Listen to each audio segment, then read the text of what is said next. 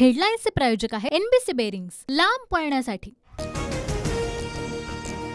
मोदी सरकारचं खातेवाटप जाहीर, अमित शहांना पुन्हा केंद्रीय गृहमंत्रीपद, राजनाथ सिंह यांची संरक्षण मंत्रीपदी वर्णी, तर एस जयशंकर यांच्याकडे परराष्ट्र मंत्रीपदाची जबाबदारी।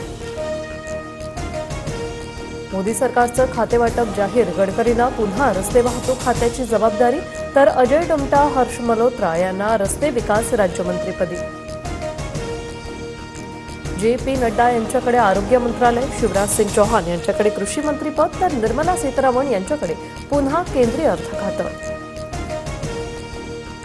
महाराष्ट्रातील मंत्र्यांच्या खातेवाटपात रक्षा खडसेंकडे क्रीडा राज्यमंत्रीपद, मुरलीधर मोहोळ यांना नागरी उड्डाण खातं, तर प्रतापराव जाधवांकडे आयुष मंत्रालय आणि रामदास आठवलेंना पुन्हा सामाजिक न्याय मंत्रीपदाची जबाबदारी। जागावाटपाचं गुऱ्हाळ जास्त वेळ चालवू नका, शिंदेंना मिळतील तेवढ्याच जागा राष्ट्रवादीला द्या, पक्षाच्या वर्धापन दिन कार्यक्रमात भुजबळांचं वक्तव्य।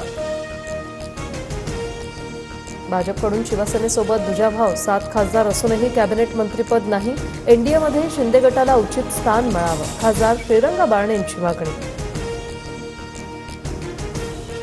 विधानसभा निवडणुकीत राष्ट्रवादी 80 जागांची मागणी करेल, अनिल पाटलांचा दावा, तर 80 काय 100 जागा मागा, पण पक्षाच्या बैठकीत संजय शिरसाट यांचा सल्ला।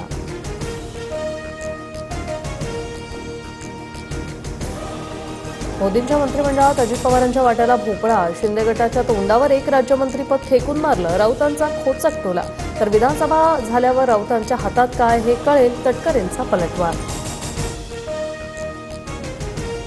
खरी राष्ट्रवादी कोणती? मोदींनी त्यांना कळलं असेल, अजितदादांच्या खासदारांना पुढे संधी मिळेल अशी त्यांना अपेक्षा असू शकते।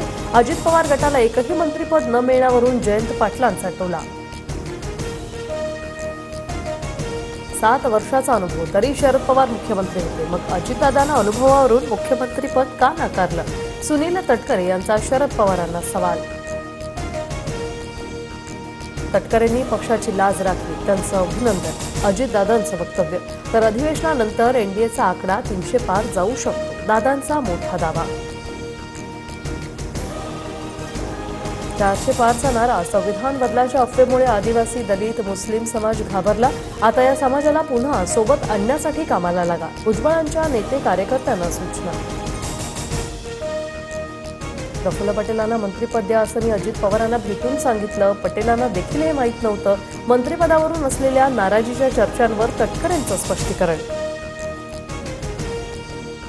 नीट परीक्षा रद्द करण्याच्या याचिकेवर उद्या सर्वोच्च न्यायालयात सुनावणी, याचिकेत परीक्षेत मोठ्या प्रमाणात गैरव्यवहार झाल्याचा आरोप। हेडलाईन्सचे प्रायोजक आहे एनबीसी बेरिंग्स, लांब पळण्यासाठी।